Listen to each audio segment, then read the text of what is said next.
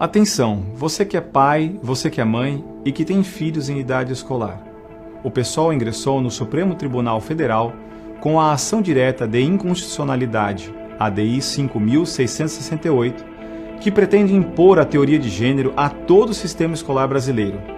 Na ADI 5.668, o PSOL apresentou uma longa tese, sustentando que o gênero não é uma ideologia, mas uma realidade, e que a teoria de gênero pretende apenas defender as minorias contra a discriminação. Portanto, segundo o PSOL, os ministros do STF devem impor o ensino do gênero em todas as escolas do Brasil, mesmo que milhares de pais, professores e legisladores já tenham discutido e rejeitado amplamente o assunto. Mais ainda, segundo o PSOL, os verdadeiros ideólogos seriam justamente todos aqueles que denunciam a teoria de gênero como uma ideologia. Neste vídeo estamos apresentando uma explicação mais completa sobre o que é a teoria de gênero. Se você realmente quiser entender como o gênero na escola irá desconstruir a identidade sexual do seu filho, assista tudo até o fim. Divulgue este vídeo, as ideias podem ter consequências graves. A atual teoria de gênero tem sua origem em ideias criadas por Karl Marx. É o homem que, 150 anos atrás, iniciou na Alemanha o movimento comunista. Marx acreditava que a finalidade do comunismo era a abolição da propriedade privada. Isto, porém, não seria alcançado simplesmente através de um decreto. Para abolir a propriedade privada, seria necessário antes abolir a divisão do trabalho entre patrões e empregados, através de uma revolução operária. Mas, segundo Marx, antes mesmo que o trabalho tivesse sido dividido entre patrões e empregados, havia surgido uma outra divisão do trabalho dentro das famílias, entre os homens e mulheres.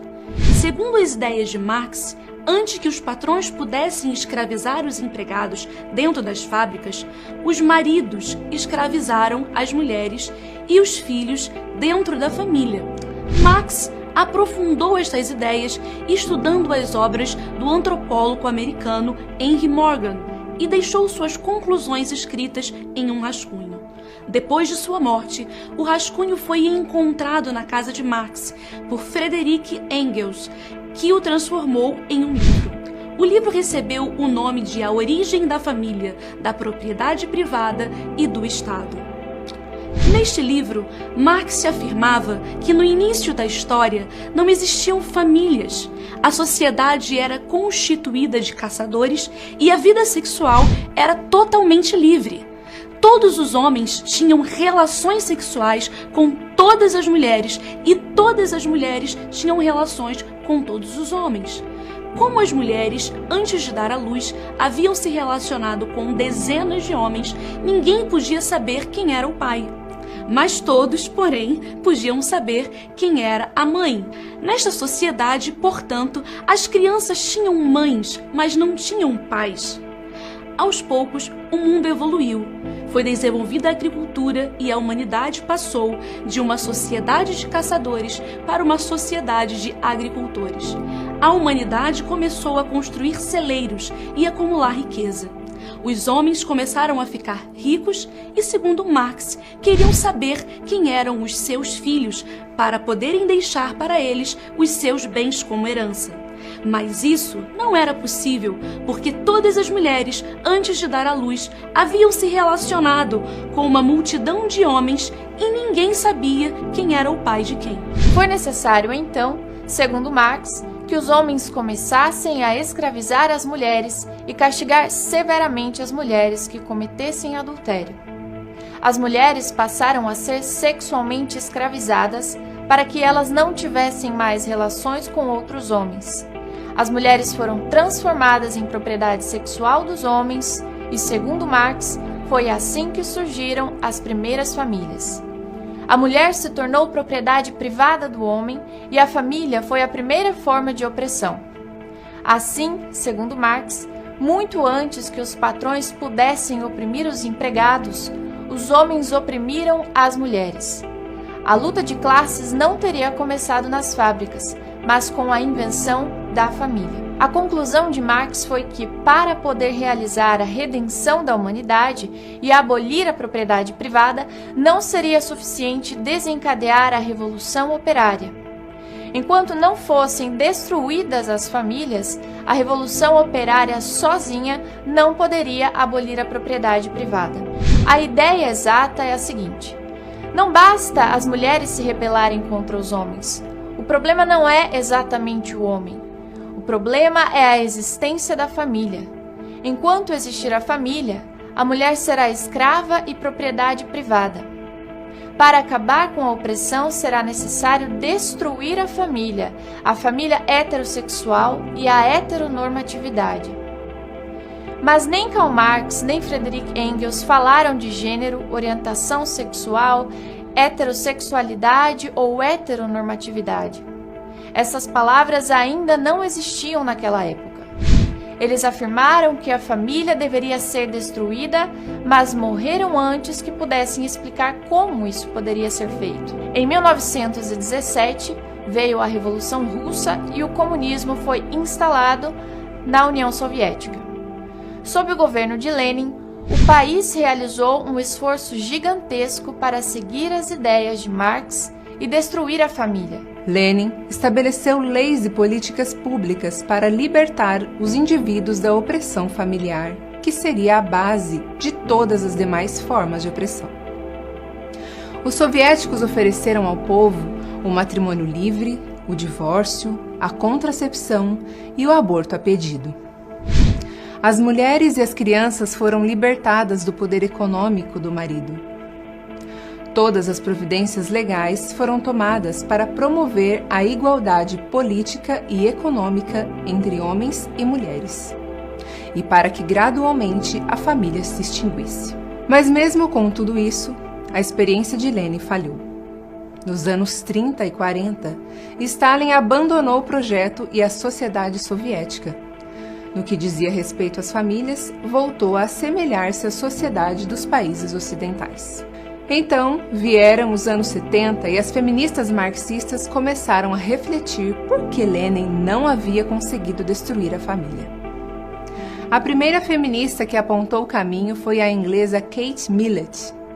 Ela chegou à conclusão que os comunistas falharam porque não entenderam que a família está fundamentada em hábitos sexuais enraizados na sociedade há séculos e que, portanto, para destruir a família, seria necessário promover uma revolução sexual. Obviamente, Lenin e os primeiros marxistas não sabiam como promover uma revolução sexual. A revolução que eles sabiam fazer era a que se fazia através das armas, não a que poderia ser feita através do sexo. Lenin não foi capaz de apresentar as bases ideológicas para desencadear uma revolução sexual. Segundo Kate Millett, o próprio Lenin admitiu que os comunistas não haviam compreendido adequadamente o que seria uma revolução sexual. Foi assim que Kate Millett escreveu o primeiro livro sobre este assunto. Chamava-se A Política Sexual. Nesta obra, Millett explicou que uma revolução sexual exige, antes de tudo mais, o fim das inibições e dos tabus sexuais. Ela chamou a atenção especialmente para as transgressões que mais ameaçariam o casamento tradicional e a família, como a homossexualidade, a ilegitimidade, as relações sexuais na adolescência e pré-matrimoniais. Além disso, também era necessário reexaminar as características definidas como masculinas e femininas, mas ela não aprofundou este ponto em específico. A primeira pessoa que falou de maneira clara sobre abolir as características masculinas e femininas entre as pessoas foi a americana Sulamit Firestone. Em um livro chamado A Dialética do Sexo, publicada pela primeira vez em 1970, Firestone considerava que a afirmação de Marx de que no início da sociedade não havia famílias é correta. Ela diz que quando a sociedade estabeleceu a divisão da psicologia em masculino e feminino, os homens e as mulheres passaram a desenvolver apenas metade de si mesmos. Para corrigir isto, seria necessária uma mudança radical. Seria necessário libertar as mulheres de sua biologia e de seu destino biológico, que é a família. Seria necessário destruir as distinções culturais entre homens e mulheres e entre adultos e crianças, promover o incesto até chegar a uma liberdade sexual em que todas as mulheres e todas as crianças pudessem usar a sexualidade como bem entenderem, sem nenhuma restrição. Seria necessário reconstruir uma nova sociedade para que a humanidade pudesse voltar à sua sexualidade natural, uma pansexualidade onde todos sejam inteiramente livres para todas as formas de sexualidade. Foi nesta mesma época que o psicólogo John Money, da Universidade Johns Hopkins, criou os conceitos de gênero e orientação sexual. A princípio, isso não tinha nenhuma relação com o marxismo. John Money queria apenas provar que se uma criança que havia nascido menino fosse educada como menina, ela se identificaria com o gênero feminino e não perceberia que havia nascido homem. Quis o destino que ele encontrasse uma cobaia apropriada para sua experiência. Foi o menino Bruce Raymond, que ao nascer teve seus órgãos sexuais mutilados. John Money propôs aos pais que trocassem seu nome para Brenda, e que a criança passasse por uma cirurgia de mudança de sexo e fosse educada como menina desde a mais tenra idade. Entretanto, por mais que houvessem tentado, Brenda nunca quis comportar-se como uma menina e a experiência terminou em tragédia. Brenda suicidou-se aos 38 anos depois de já haver trocado seu nome para David, mas estavam inventados os conceitos de gênero e orientação sexual. Assim chegamos aos anos 90, quando já dentro do movimento feminista, os conceitos de gênero e orientação sexual passaram da psicoterapia para a filosofia. O início dos anos 90 assistiu o surgimento da expressão heteronormatividade, um termo criado para dar a entender que a família tradicional é uma tirania a ser desconstruída. Mas foi a filósofa americana Judith Butler que explicou como o conceito de gênero pode ser usado para conduzir à destruição da heteronormatividade. Isso foi explicado no livro que ela escreveu chamado O Problema de Gênero. Butler explicou que quando as feministas se pensam a si mesmas como mulheres, elas já estão com isso caindo em uma armadilha semântica. Ao se entenderem como mulheres, elas já estão com isso construindo o próprio discurso que as impede de emancipar-se. A palavra mulher só pode ser concebida em um universo entendido como heteronormativo. Portanto, as feministas não deveriam mais falar das mulheres como mulheres, mas deveriam, em vez disso, substituir tanto a feminilidade como a masculinidade pelo conceito de gênero. Assim sendo, deveríamos explicar à sociedade que os conceitos de homem e mulher não são realidades biológicas, mas construções sociais que chamamos de relações de gênero. No seu livro, Butler diz que durante a maior parte do tempo, as feministas haviam acreditado na existência de uma identidade fixa, entendida como mulher, mas que agora descobriram que nunca existia um acordo sobre o que constituiria a categoria mulher. Aquilo que chamamos de mulher é, na verdade, uma ilusão produzida por uma relação de gênero, uma relação construída para que alguns seres humanos dominem outros seres humanos. E quando nós pensamos em um mundo heterossexual, que as pessoas constroem suas identidades de gênero como homem e mulher. Para redimir a sociedade, portanto, é necessário estabelecer uma nova política que tenha como objetivo desconstruir a ideia de sexo como biológico e fazer com que as pessoas passem a construir para elas mesmas inúmeras identidades de gênero, mostrando para todos que é possível fazer com que as performances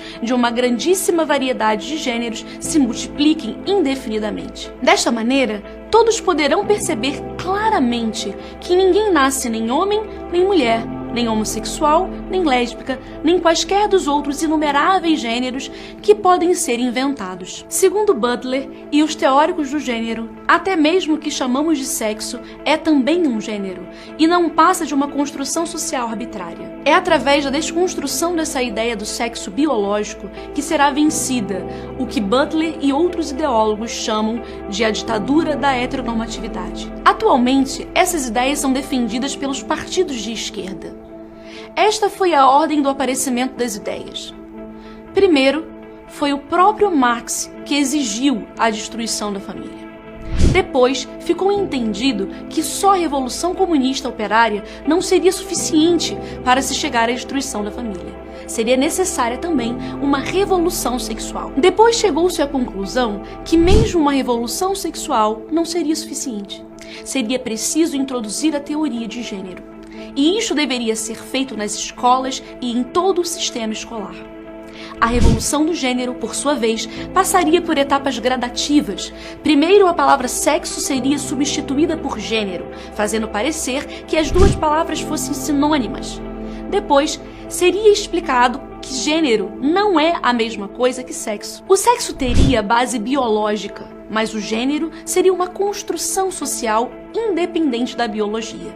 O próximo passo seria ensinar que ninguém nasce homem ou mulher, mas que cada pessoa cria o seu próprio gênero, existindo muitos outros gêneros, além do masculino e feminino. Em seguida, viria o discurso de que é necessário combater a discriminação e que para isso é necessário reconhecer a diversidade. Depois já não seria mais suficiente apenas reconhecer a diversidade. Seria também necessário promovê-la.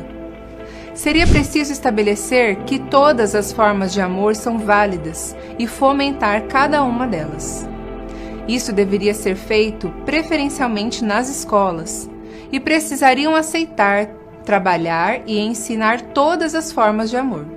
Entre os teóricos do gênero surgiu inclusive uma nova corrente que identifica o currículo da história como um lugar privilegiado para a desconstrução do gênero. Por trás do discurso de que é necessário combater a discriminação, reconhecer e promover a diversidade, que todas as formas de amor são válidas, é fácil entender que a teoria de gênero não foi inventada para combater a discriminação contra a mulher. O que ela pretende é desconstruir o próprio conceito de mulher.